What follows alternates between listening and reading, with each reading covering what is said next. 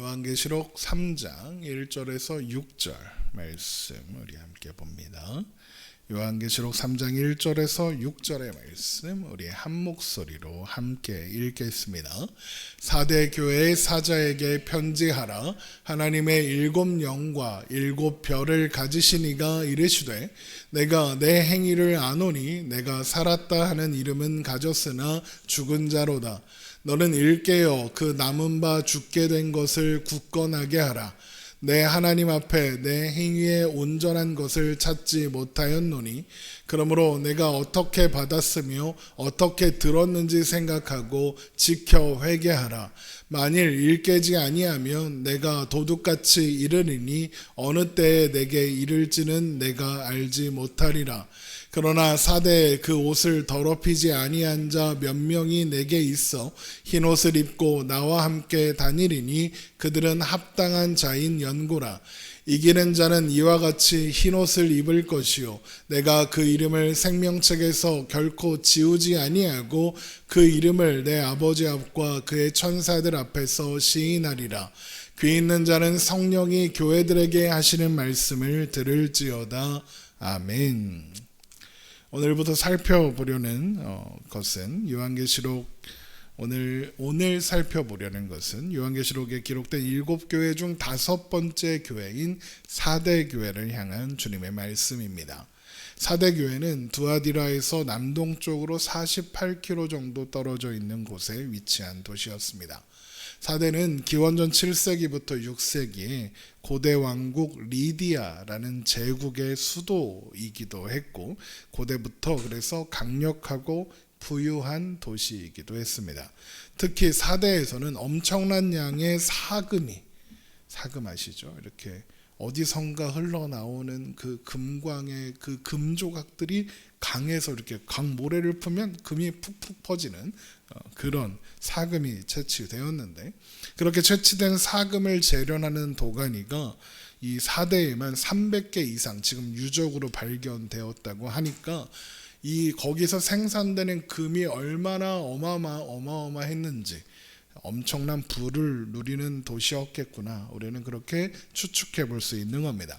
그런데 이런 사대에 AD 17년 이 소아시아 지역 전체에 일어났던 대지진이 이 사대를 완전히 폐허가 되게 만들었습니다. 그래서 사람이 살 수 없는 그런 도시가 된 겁니다. 그런 도시를 재건한 것이 당시의 로마 황제였던 티베리우스라는 사람입니다. 그 덕에 사대는 이전의 영광과 명성을 회복할 수 있었습니다. 그러니까 이 사대 사람들이 황제를 볼 때 어떤 생각이 들겠습니까? 너무 고맙다 이런 생각 들지 않겠습니까? 그러니까 황제 숭배가 활발하게 일어나는 그런 도시가 됐던 겁니다. 그런데 한편으로 이 사대에는 무려 1000명 정도가 들어가서 한 번에 모임을 가질 수 있는 유대인들의 회당도 있었다고 합니다.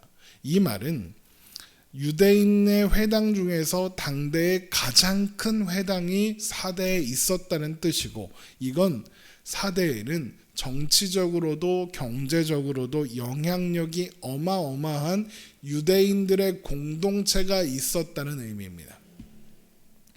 안 그렇고는 유대인들의 회당을 이렇게 크게 지을 수가 없는 겁니다.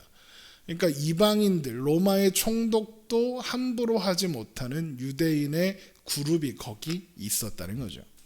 그런데 이런 상황을 생각해 보면 사대 교회가 살아가야 하는 현실은 결코 쉽지 않았겠구나 라고 생각할 수 있는 겁니다.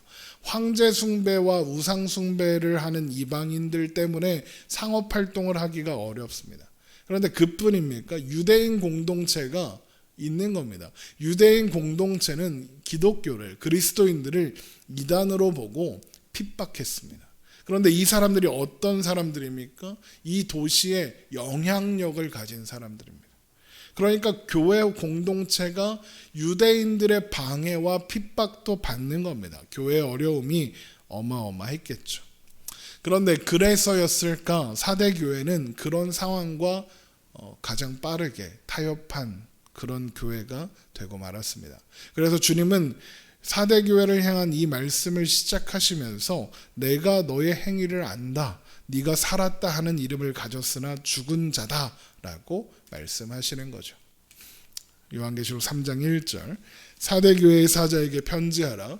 하나님의 7영과 7별을 가지신 이가 이르시되 내가 내 행위를 아노니 내가 살았다 하는 이름은 가졌으나 죽은 자로다. 살았다 하는 이름은 가졌다라는 건 이 살았다 하는 이름이 교회, 그리스도인, 생명의 주인 되시는 예수 그리스도 안에 있는 자라는 그 이름을 가졌다는 겁니다. 기독교인이다, 교회 다니는 사람이다, 교인이다, 신자다라는 이름을 가졌다는 거죠. 그런데 4대 교회는 죽은 자라는 겁니다. 교회라는 이름을 가지고 살아있다고 생명을 주장하며 살아있는 척하지만 실상은 죽어있다는 겁니다. 살아있는 것 같으나 죽은 교회란 어떤 교회일까요? 교회와 같은 모양은 있지만 교회로 존재하지 않는 그런 교회입니다. 바울은 이것을 가리켜 경건의 모양은 있으나 경건의 능력은 부인하는 자 이렇게 이야기합니다. 디모데후서 3장 1절입니다. 너는 이것을 알라. 말세에 고통하는 때가 이르러 사람들이 자기를 사랑하며 돈을 사랑하며 자랑하며 교만하며 비방하며 부모를 거역하며 감사하지 아니하며 거룩하지 아니하며 무정하며 원통함을 풀지 아니하며 모함하며 절제하지 못하며 사나우며 선한 것을 좋아하지 아니하며 배신하며 조급하며 자만하며 쾌락을 사랑하기를 하나님 사랑하는 것보다 더하며 경건의 모양은 있으나 경건의 능력은 부인하니 이 같은 자들에게서 내가 돌아서라. 경건의 모양은 있으나 경건의 능력을 부인하는 자들이 어떤 사람들입니까? 자기를 사랑하는 사람들. 여기에서 나머지가 다 나오는 겁니다. 자기 사랑하니까 돈 사랑하는 거고 돈을 자랑하는 거고 교만하고 비방하고 부모 거역하고 감사하지 않고 거룩하지 않는 거고 무정하고 원통함을 풀지 않고 모함하고 절제하지 못하고 사나우며 선한 것을 좋아하지 않는 겁니다. 자기를 사랑하니까 배신도 하고 조급하고 자만하고 쾌락을 사랑하는 겁니다. 이게 자기 사랑. 하나님을 사랑한다고 하고 교회도 다닌다고 하는데 신자라고 이야기는 하는데 그래서 나는 살아있는 존재다, 하나님의 자녀다라고 주장은 하는데 실제로는 하나님보다 더 사랑하는 게 있다는 겁니다. 그들이 하나님보다 더 사랑하는 게 뭐라고요? 자기 사랑. 나머지는 다 그 사랑, 자기 사랑의 결과입니다. 자기 사랑은 언제나 자신의 만족과 즐거움을 가장 최우선에 두도록 합니다. 그래서 자기 사랑은 다른 말로 탐심입니다. 탐심은 하나님도 기꺼이 이용하게 만듭니다. 생명의 이름, 예수 그리스도라는 이름을 이용해서 그래서 탐심을 채우도록 합니다. 그래서 자기 사랑, 곧 탐심은 하나님을 사랑하지 않는 거고 우상 숭배가 되는 겁니다. 골로새서 3장 5절 그러므로 땅에 있는 지체를 죽이라. 곧 음란과 부정과 사욕과 악한 정욕과 탐심이니 탐심은 우상 숭배니라. 신앙이 어떻게, 믿음이 어떻게, 교회 다니는 것이 어떻게 자기 사랑의 도구가 될 수 있습니까? 라고 생각하실 수도 있습니다. 하지만 그건 얼마든지 가능한 일입니다. 멀리 생각할 것도 없이 한국 교회만 봐도 그렇습니다. 한국 교회 그러니까 뭐 대단한 사람이라서 그렇게 말하는 게 아니라 제가 아는 게 한국 교회밖에 없습니다. 미국 교회 잘 모르고 영국 교회 모르니까 한국 교회만 아니까 한국 교회 이러는 겁니다. 여러분 생각해 보십시오. 한국 교회는 탐심이 가득합니다. 물론 교회가 좋은 일을 참 많이 합니다. 봉사도 하고 이웃도 하고 사회사업도 하고 많은 합니다. 신자들은 그런 교회를 보면서 훌륭한 교회라, 대단한 교회다, 우리 교회도 그런 교회처럼 되었으면 좋겠다 부러워하기도 합니다. 그런데 그렇게 훌륭하고 대단한 일을 많이 한다는 한국 교회가 세상으로부터 늘 손가락질 받습니다. 바른 길을 걸어가며 세상의 길 진리 생명을 선포하고 전해야 할 교회가 오히려 세상으로부터 좀 잘하라, 너희들 믿는다고 하는 그 내용대로 좀 살라고 요구합니다. 이제는 부탁하는 지경에 이르렀습니다. 여러분 왜 이런 일이 일어나는 걸까요? 신자라는 사람들이 교회를, 하나님이라는 이름을 탐심을 채우는데 이용해 먹고 있기 때문에 그렇습니다. 그래서 목사들이 교회가 커지고 사람이 많이 모이는 교회, 그런 교회가 되면 제일 먼저 궁리하는 게 뭐냐? 어떻게 해서든지 이 교회를 아들한테 물려주려고 합니다. 아들이 없으면 사위한테라도 물려주려고 하죠. 법으로 금지되어 있고 제재를 해도 소용이 없습니다. 목사들이 무슨 수를 써서라도 그렇게 하고야 맙니다. 그럼 목사들은 왜 그렇게 어떻게 해서든지 교회를 아들에게 물려주려고 하는 걸까요? 이유는 간단합니다. 교회의 재산이 자기 거라고 생각하기 때문에 그런 겁니다. 그러면 왜 그런 교회의 신자들은, 목사가 교회를 자기 걸로 알고 그래서 자기 마음대로 하려고 하는데 왜 그 교회에 다니는 사람들은 가만히 있고 왜 그 교회를 떠나지 않을까요? 관심이 없어서 그렇습니다. 무슨 관심이 없느냐? 교회를 사랑하고 하나님을 사랑하고 말씀을 사랑하는 게 없어서 그런 겁니다. 내가 하고 싶은 거, 내가 보고 싶은 거, 내가 원하는 것만 해결되면 누가 교회를 대표하든 교회를 물려받든 물려주든 상관없는 겁니다. 교회라는 이름은 가졌지만 하나님의 뜻, 하나님의 말씀에는 관심이 없는 겁니다. 그래서 그냥 교회에서 자랑거리를 얻고, 우리 교회 이렇게 큰 교회야, 우리 교회 이렇게 일도 많이 하는 교회야, 이런 자랑거리를 얻고, 그래서 마음의 위안을 얻고 스스로의 만족감만 가질 수 있으면 그냥 괜찮은 겁니다. 교회가 그걸 해주지 못하면 다른 교회 가는 거고요. 아니면 카톨릭으로도 가고 불교로도 가는 겁니다. 그래서 어떤 교회는 목사가 무슨 짓을 해도 용서가 되는 겁니다. 목사가, 더러운 얘기니까 하지 맙시다. 무슨 짓을 해도 목사가 옳다는 겁니다.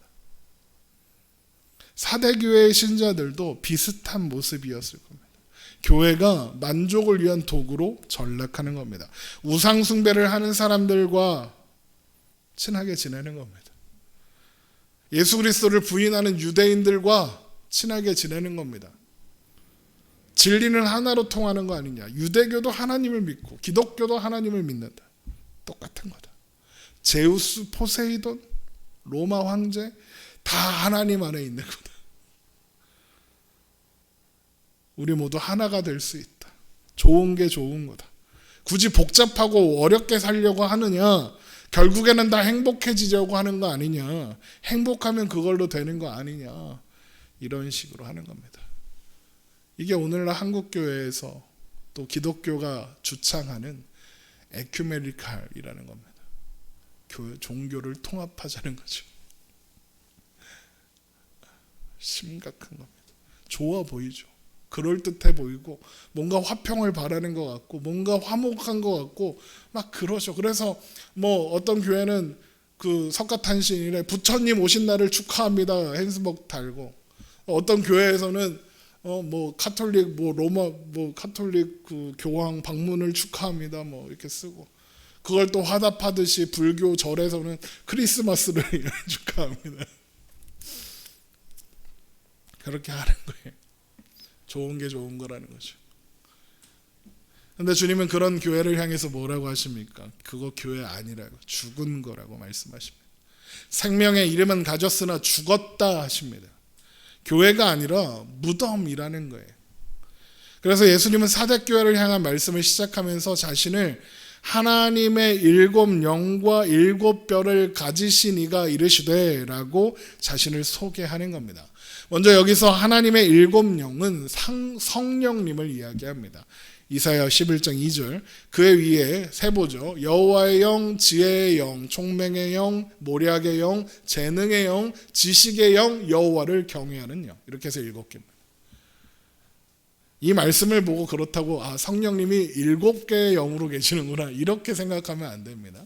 이 모습은 성령님의 역할과 특성으로 17개로 나누어서 성령님은 이런 분이야 라고 설명하기 위한 거지 성령이 7개 있다는 말 아닙니다. 어떤 이단 중에 성령이 7명 있다, 7개 있고 그리고 우리 7명이 그래서 성령 뭐 이렇게 하는데 그거 아닙니다. 또 이어서 나오는 7별은 7교회의 사자들을 의미합니다. 요한계시록 1장 20절에 7별은 7교회의 사자다 이렇게 되어 있죠. 7교회의 사자가 누구냐? 7교회를 대표하는 존재로 하나님의 명령을 받아서 7교회에 하나님의 말씀을 전하고 또 7교회를 보호하고 7교회를 대변하는 역할을 맡은 천사들입니다. 목사나 그 교회의 담당자나 이렇게 생각하는 사람들도 있는데 천사를 가리킵니다. 이것은 그냥 교회를 지키는 수호 천사가 있구나 이런 뜻이 아닙니다. 7교회의 천사들은 7교회를 대표하며 어디에 있느냐? 하나님 앞에 서 있습니다. 그러니까 7교회는 7사자를 통해서 하나님 앞에 서 있게 되는 겁니다. 이 땅에 교회는 그냥 던져져 있는 존재가 아니라 하나님 앞에 교회로 서 있는 겁니다. 그러니까 7별은 7교회 그 자체인 거죠. 그리고 7교회는 요한계시록에 나오는 7교회가 이야기가 아니라 모든 시대 속에 존재하는 모든 교회라고 했죠. 그러니까 7교회의 사자들을 통해서 어느 시대의 교회든지 언제나 하나님 앞에 서 있게 되는 겁니다. 그런데 말씀이 뭐라고 합니까? 하나님의 7영과 7별을 예수님이 가지셨답니다. 성령님과 7교회의 사자를 예수님이 가지셨다. 이 말은 예수님께서 성령님의 일을 주관하시고 성령님은 그 일을 이루도록 함께 하신다. 예수 안에서 성령님이 역사하신다. 이런 의미이고 7교회의 사자를 예수님이 가지셨다. 이 말은 주님께서 7교회의 주권자가 되신다. 주관자가 되신다. 교회를 향한 모든 일이 이루어지게 하시는 분이다 라는 의미입니다. 그러면 예수님께서 4대 교회에게 자신을 이렇게 소개하시는 이유가 무엇이겠습니까? 4대 교회의 주권자가, 주관자가 누구인지 알라는 겁니다. 교회가 어느 자리에 있어야 하는지 확인하라는 겁니다. 교회의 주인은 예수님입니다. 요한복음 5장 23절. 이는 남편이 아내의 머리됨이 그리스도께서 교회의 머리됨과 같으니 그가 바로 몸의 구주시니라. 그러므로 교회가 그리스도에게 하듯 아내들도 범사에 자기 남편에게 복종할지니라. 이 말씀을 보고 아내는 남편에게 복종해야 된다 이렇게 설교하는 분들도 있는데 그러려면 먼저 남편들이 그리스도처럼 죽어야 됩니다. 그러면 그럴 자격이 생깁니다. 이 말씀은 부부관계에 대한 말씀이 아닙니다. 예수님과 교회에 대한 말씀입니다. 그래서 바울이 이 말씀을 하고 이렇게 정리하는 겁니다. 이 비밀이 크도다. 나는 그리스도와 교회에 대하여 말하노라. 부부관계에 대하여 말한다라고 하지 않았습니다. 그리스도와 교회의 관계가 남편과 아내의 관계라는 겁니다. 교회를 주관하시는 분은 예수님이다라는 겁니다. 교회가 예수님의 말씀을 듣는 겁니다.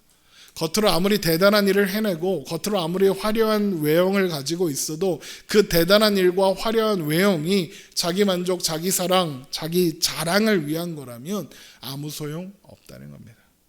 예수 믿는 자들은, 기독교는 그렇게 세력을 펼치고 힘을 가지고 세상에 영향력을 행사하는 사람들이 아닙니다. 예수 믿는 자는 예수 믿는 자로 그냥 사는 겁니다. 존재하는 겁니다. 하나님의 말씀 안에, 진리 안에, 하나님 안에 존재하고 하나님으로부터 공급되는 모든 선한 것을 가지고 살아가며 그렇게 존재하면 된다. 그래서 빛이고 소금이다 라고 하는 겁니다. 빛이 무언가 하려고 애를 씁니까? 그냥 존재하면 밝은 겁니다. 소금이 무언가 맛을 내려고 애를 씁니까? 아니요. 소금은 그냥 짭니다. 소금이 노력하지 않아도 짭니다. 존재하면 되는 겁니다. 빛은 밝고 따뜻하면 되는 거고 소금은 짜면 되는 겁니다. 그래서 맛을 낼 수 있으면 되는 겁니다. 그러니까 그 존재로서 이미 그 존재의 가치와 귀함을 드러내는 겁니다. 대단한 일을 하지 않아도, 그래서 우리가 살아가는 삶의 자리에서 하나님과 동행하는 자로 살아면 되는 겁니다. 바로 거기에서 오늘을 빛으로 소금으로 살아가면 되는 겁니다. 여러분이 살아가는 자리, 아무것도, 심지어 아무것도 하지 않아도 우리 안에 계시는 하나님께서 우리 존재가 거기 있음으로써 하나님이 일하실 겁니다. 살아있다는 이름만 있으면 안 됩니다. 생명으로 존재해야 합니다. 살아계시는 주님 안에, 길 진리 되시는 생명 되시는 주님 안에 있어야 합니다. 그걸로 충분합니다. 우리가 그렇게 있으면 하나님이 일하십니다. 하나님이 우리를 통해 역사하기 시작합니다. 때로는 우리에게 묻는 자가 생기기도 하고, 우리의 이유 모를 행동들을 통해서 저 사람은 도대체 왜 저렇게 살까 궁금해하며 우리가 가진 바 소망에 관하여 묻는 자들이 생길 수 있습니다. 그때 대답하는 겁니다. 예수 그리스도가 내 안에 있기 때문이다라고. 여러분, 이걸 잊어버리면 살았다 하는 이름은 가졌으나 죽은 자가 되는 겁니다. 그래서 사대교회에게 주님께서 뭐라고 하시느냐? 정신 차려라 이 자식아, 그럽니다. 요한계시록 3장 2절, 너는 일깨어라. 이 말씀은 헬라어 기누 그레고논이라는 단어를 번역한 걸로 정신을 똑바로 차리고 깨어 있으라. 잠들려고 하는 아이한테 자지마 이러는 겁니다.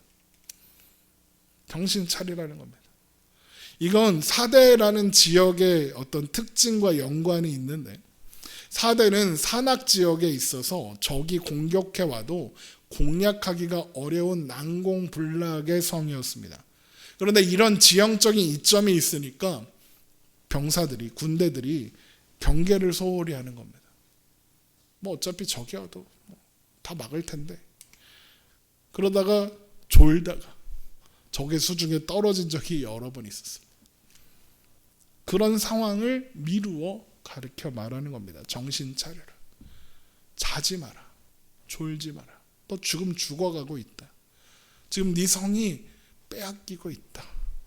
그럼 우리의 신앙도 그렇지 않습니까? 정신을 차리고 깨어있지 않으면 수없이 찾아오는 영적 도전에 제대로 분별할 수 없게 되고 제대로 대처할 수 없게 됩니다. 사대교회가 바로 대표적인 예가 된 겁니다. 그들은 말씀이 아닌 것을 말씀인 것처럼 합리화하고 결국에는 신앙마저도 자기 사랑을 위한 도구로 사용하고 있었습니다. 그들의 관심은 하나님의 말씀과 뜻이 아니라 자기 만족, 자기 유의, 자기 치장, 자기 사랑일 뿐입니다. 이건 말씀이라는, 진리라는 가장 기본적인 틀을 소홀히 여기고 가볍게 여겼기 때문에 나온 결과입니다. 말씀 안에서, 진리 안에서 깨어 있으려 하지 않고 잠든 겁니다. 시간이 갈수록 세상은 더 악해질 겁니다.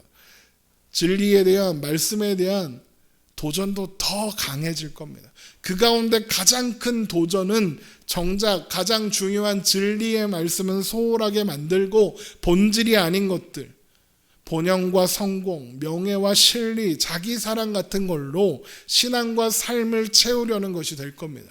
이미 시작되었고 이미 한창 성황하고 있습니다.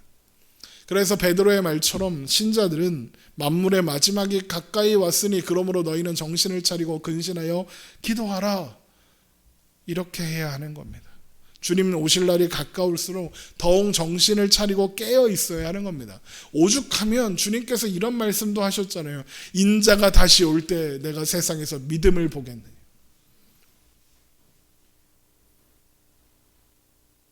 속상하지 않습니까? 예수님이 다시 오셨는데 세상에서 예수님을 믿는 믿음이 사라질 거랍니다. 정신을 차리고 깨어 있어야 하는 겁니다. 그런데 그렇게 깨어 있어라 하신 주님은 또한 남은 바 죽게 된 것을 굳건하게 하라라고 말씀하십니다. 죽게 되었다. 그런데 남았다. 그걸 굳건하게 하라. 이게 무슨 말이냐? 지금 죽기 직전이라는 겁니다. 죽어가고는 있는데 아직 죽지는 않았다는 겁니다. 죽기 직전이기는 하지만 아직 죽지 않고 뭔가 남아있으니까 그걸 굳건하게 세워라 이겁니다. 여러분, 뭐가 남아있을까요? 지금 다 죽어가는 교회인데, 교회에 그럴듯한 외형과 모습은 있으나 그 안에 신앙이 다 죽었는데, 믿음이 다 죽었는데 뭐가 남아있습니까? 교회가 남아 있습니다. 살았다 하는 그 이름 아래 모여 있는 신자들이 아직 남아 있습니다.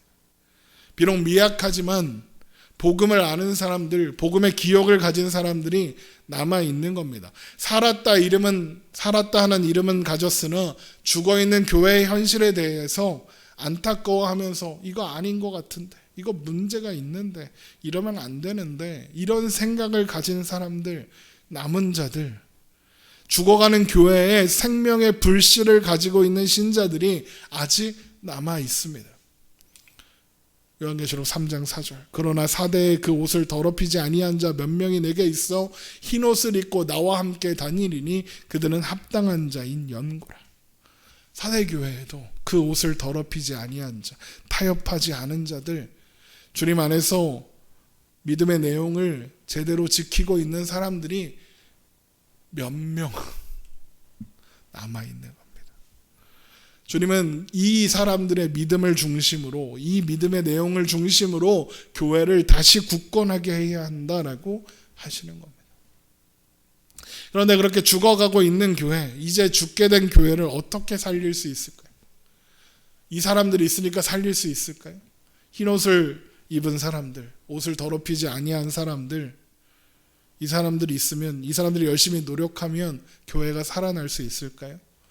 아마 불가능할 겁니다. 이런 사람들의 특징이 뭔지 아십니까? 교회에서 영향력이 없습니다. 기독교 안에서 영향력이 없습니다. 이모상 목사가 아무리 설교를 잘해도 듣는 이가 없습니다. 복음을 아무리 열심히 전해도 뭐래 그럽니다.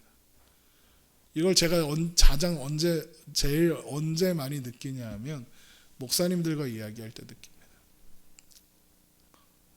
다 하시는 얘기가 교회 아무개가 자기 힘들게 했다. 교회 아무개가 헌금이 안 한다. 교회 헌금이 줄었다.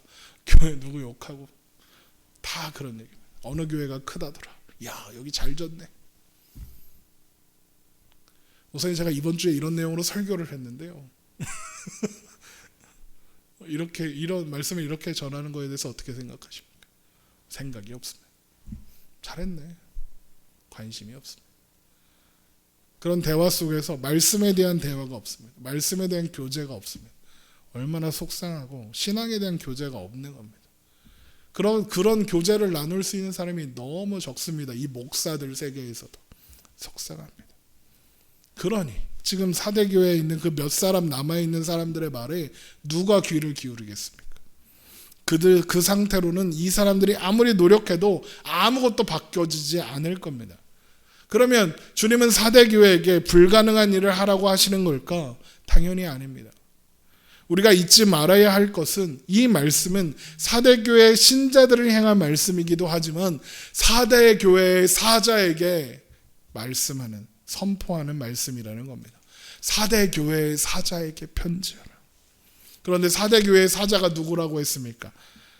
7교회를 대표하는, 사대교회를 대표하는 천상의 존재, 7교회의 천사들이라고 했죠. 그러면 죽어가고 있는 교회를 살려내라고 요구받는 존재가 누굽니까? 하나님 앞에 사대교회를 대표하고 서 있는 하나님의 사자, 천사입니다. 여러분 근데 천사가 어떤 존재입니까? 하나님의 명령을 받아서 그 명령을 수행하는 존재입니다. 하나님께 순종하는 존재입니다. 그래서 천사가 하는 일에는 실패가 없습니다. 왜 안 줄 아십니까?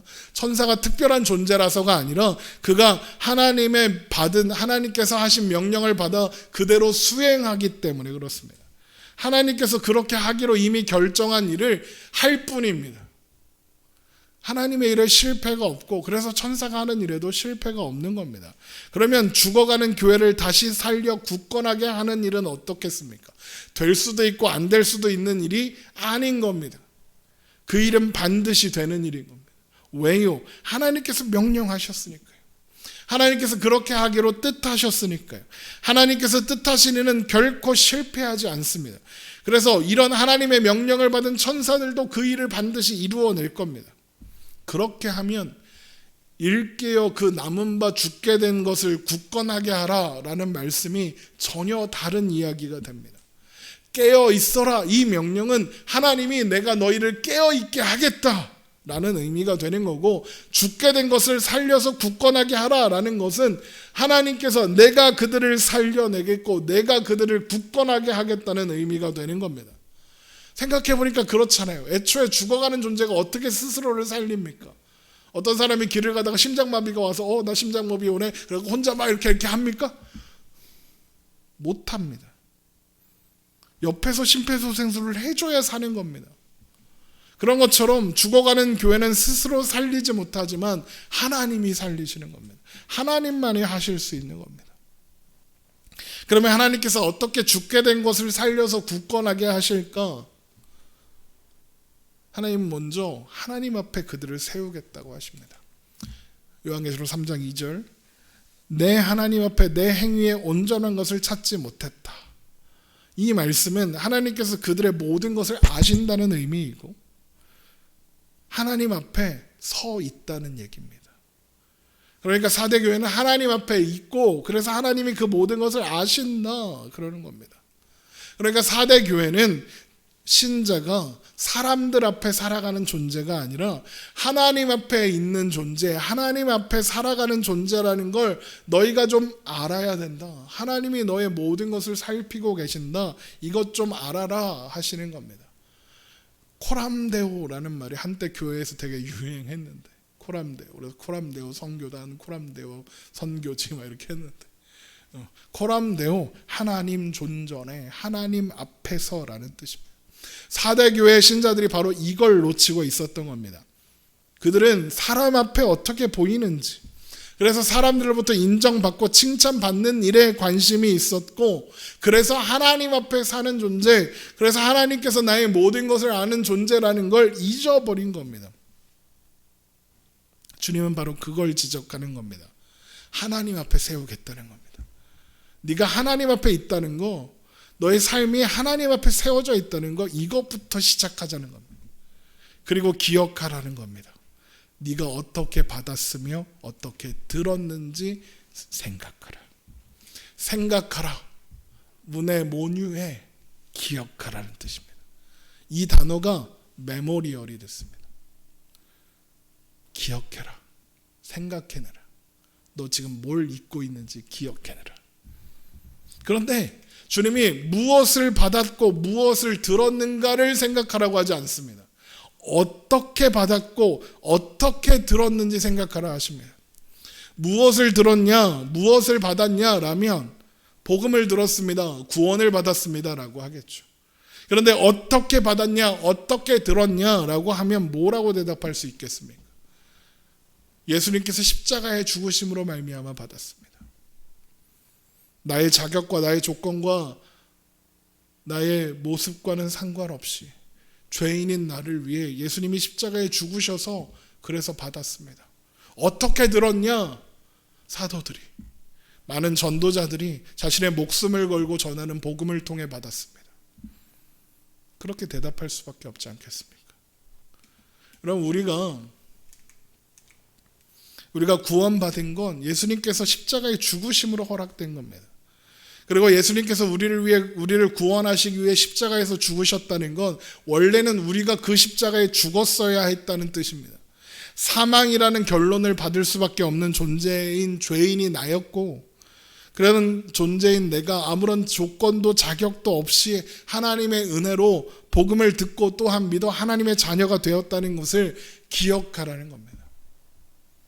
역사 속에서 이걸 홀라당 까먹고 교회를 자기 사랑의 도구로 사용하던, 그래서 그게 가장 극치를 이루던 시대가 있습니다. 중세시대입니다. 그런데 그 중세시대를 깨고 나온 종교개혁자들이 있었습니다. 마틴 루테로 시작해서 시작된 이 종교개혁에 5가지 모토가 있습니다. 솔라 스크립투라, 솔라 그라티아, 솔라 크리스투스, 솔라 피데, 솔라 데오 글로디아. 오직 성경, 오직 은혜, 오직 그리스도, 오직 믿음, 오직 하나님께 영광. 이렇게 5가지입니다. 잘 보십시오. 여기에 사람의 역할이나 사람의 자격이나 사람의 조건이나 사람의 자랑이 없습니다. 은혜만이 있고 하나님의 영광만이 있습니다. 그래서 여전히 우리는 이걸 잊지 말아야 합니다. 그래서 우리 교회가 리폼드 처치입니다. 개혁교회. 이 말씀을, 이 5가지 모토를 여전히 지키고 있는 교회여야 해서 장로교회는 다 개혁교회입니다. 그런데 누가 만일에 죄인으로 죽을 수밖에 없었던 나를 위해 죽으심으로써 나를 살리신 예수를 잊어버리고 마치 나는 자격이 있어서 그래서 구원받은 것처럼 막 그럴듯한 모습은 가졌지만 실상은 신앙마저도 자기 자신을 위해 사용하고 그것을 통해 자기 자랑을 일삼는다. 주님 보시기에 얼마나 가증스럽겠습니까? 그래서 주님은 네가 어떻게 구원받았는지, 은혜로 받았는지, 너의 힘으로 너의 자격으로 받았는지 기억해내라 말씀하시는 겁니다. 그리고 회개하라 하시는 겁니다. 너의 자리를 회복해라 말씀하시는 겁니다. 그리고 이렇게 말씀하십니다. 만일 일깨지 아니하면 내가 도둑같이 이르니 어느 때에 내게 이르는지 내가 알지 못하리라. 예수님이 어느 날 도둑처럼이라고 할 때 몰래 온다는 얘기가 아니라, 이거 도둑같이라니까 몰래 오는 줄 알고 몰래 와갖고 이만희한테 왔다 뭐 누구한테 왔다 이러는데 그게 아니라 도둑은 예상하지 못할 때 온단 말입니다. 그 얘기를 하는 겁니다. 갑자기 불시에 예상하지 못한 데에 오셔서 우리 안에 예수님이 있는지, 아니면 교만함으로 예수님의 자리를 다 막아놓고 예수님과 상관없이 자기 사랑을 위해 살아가고 있는지, 살았다 하는 이름은 가졌으나 그 실상은 죽어있는 신앙생활을 하고 있지는 않은지 반드시 확인하겠다 하시는 겁니다. 그때는 그리고 반드시 속히 올 겁니다. 경계를 소홀히 한 탓에 도시가 무너지고 여러 번 도시를 빼앗겼던 사대처럼 더 이상 기회가 없을 겁니다. 회개하든 하지 않든 돌이키든 그 자리에 계속 있든 그때가 언제일지는 우리는 알 수 없지만 주님은 반드시 오실 거고 그날에 우리의 모든 것이 마치 발가벗은 것처럼 드러나고 결산될 겁니다. 히브리서 4장 13절 지으신 것이 하나도 그 앞에 나타나지 않음이 없고 우리의 결산을 받으실 이의 눈앞에 만물이 벌거벗은 것 같이 드러나느니라. 그러니까 우리는 아무런 자격 없는 내가, 아무것도 하지 않은 내가 오직 하나님의 놀라운 사랑과 은혜와 긍휼으로 구원함을 받아 하나님의 자녀가 되었다. 그래서 나는 아무것도 자랑할 수 없다. 오직 하나님만의 영광 받으셔야 한다. 이 사실을 기억해야 합니다. 그래서 하나님 앞에 겸손히 하나님 앞에 살아가는 나라는 사실을 기억해야 합니다. 잊지 말아야 합니다. 그래서 세상은 점점 악해져 가고 교회가 살았다 하는 이름을 가졌으나 죽어있는 존재가 되어 가더라도 그런 흐름을 따라가지 않고 옷을 더럽히지 않고 믿음을 지키고 견디고 서 있어야 하는 겁니다. 사대교회에도 살았다 하는 이름은 가졌으나 죽은 자라고 하는 그런 교회지만 그런 교회에도 옷을 더럽히지 않은 자들, 비록 비주류이고 영향력은 없지만 믿음을 지켜내고 있는 사람들이 있습니다. 하나님은 비록 미약하지만 그것을 통해, 그들을 통해 사대교회를 새롭게 하시고 살려내실 겁니다. 요한계시록 3장 4절 흰 옷을 입고 나와 함께 다니겠다. 흰 옷을 입고 교회를, 예수님이 세우시는 그 교회를 함께 세울 것이다. 흰 옷은 어떤 색으로도 염색되지 않은 순수한 상태의 옷을 이야기하는 거죠. 아무 것에도 물들지 않는 믿음. 요한계시록에서 흰 옷은 대단히 특별한 의미를 가지고 있어요. 먼저 흰 옷은 수치를 가립니다. 흰 옷을 사서 입어 벌거벗은 수치를 보이지 않게 하라. 또 흰 옷은 순교자들이 입는 옷입니다. 각각 그들에게 흰 두루마리를 주시며 자기처럼 죽임을 당하여 그 수가 차기까지 하라. 흰 옷은 하나님의 백성된 사람들이 하나님 앞에서 입는 옷입니다. 흰 옷은 하늘에 있는 군대, 하나님의 군대가 입는 옷입니다. 그리고 그 옷이 흰 것은 그 옷을 주님의 보혈에 빨았기 때문입니다. 이렇게 요한계시록에서 흰 옷은 특별한 의미가 있습니다. 주님께서 그런 흰옷을 사대교회 남은 자들에게 입히시고 그들과 함께 동행하겠다 하시는 겁니다. 그들이 어떻게 흰옷을 입고 주님과 동행하기에 합당한 자가 될 수 있었습니까? 예수 그리스도를 믿음으로 말미암아 되었습니다. 그래서 요한계시록 7장 9절에 그리스도로 옷 입은 자다라고 하는 겁니다. 예수 그리스도를 믿음으로 말미암아 예수님과 하나가 되었고 그로 말미암아 예수 그리스도로 옷 입은 사람, 그 사람이 이기는 자이고 생명책에 영원히 기록되어서 하나님 아버지 앞과 천사들 앞에서 시인되는 자입니다. 요한계시록 3장 5절 말씀을 보겠습니다. 이기는 자는 이와 같이 흰옷을 입을 것이요 내가 그 이름을 생명책에서 결코 지우지 아니하고 그 이름을 내 아버지 앞과 그의 천사들 앞에서 시인하리라. 생명책에 그 이름이 기록된 자는 또한 영원히 그 이름이 지어지지 않는 겁니다. 그 이름이 지어지지 않는다는 것은 영원히 기억한다는 겁니다. 또한 하나님 앞에서 천상의 그 회의실 앞에 천상의 보좌 앞에서 그 이름이 시인될 겁니다. 공표될 겁니다. 그래서 생명책은 썼다 지웠다 하는 게 아닙니다. 어떤 사람이 내 말 안 들으면 생명책에서 지워버린다 막 이딴 헛소리를 하는 사람이 있는데 하나님을 모독하는 겁니다. 그런 사람이 있으면 멀리 해야겠구나. 서둘러 깨달으시고 멀리 하시면 됩니다. 여러분, 예수님께서 나를 살리시기 위해 십자가에 죽으셨다는 사실, 그리고 그 일에 그 어떤 원인도 나에게 없었다는 사실을 늘 기억하고 은혜를 구하며 은혜를 의지하는 사람들, 바로 그런 사람들이 생명책에 영원히 기록된 이기는 자이고, 다름 아닌 그 사람이 성령이 교회들에게 하시는 말씀을 들을 수 있는 귀 있는 자입니다. 사람들은 교회가 사람들이 많이 모아서 크고 대단한 일을 해야 한다고 생각합니다. 그러나 하나님의 일은 그런 게 아닙니다. 그들이 묻되 우리가 어떻게 하여 하나님의 일을 하오리까? 예수께서 대답하여 이르시되 하나님께서 보내신 일을 믿는 것이 하나님의 일이니라. 요한복음 6장의 이 말씀, 하나님의 일은 주님께서 직접 말씀하시죠. 하나님이 보내신 일을 믿는 겁니다. 다른 것에 물들지 않고 참된 믿음 안에 서는 겁니다. 그리고 그 믿음 안에서 우리에게 허락된 하루를 사는 겁니다. 그게 우리에게 허락된 참된 하나님의 일이고 주님 보시기에 합당한 일인 겁니다.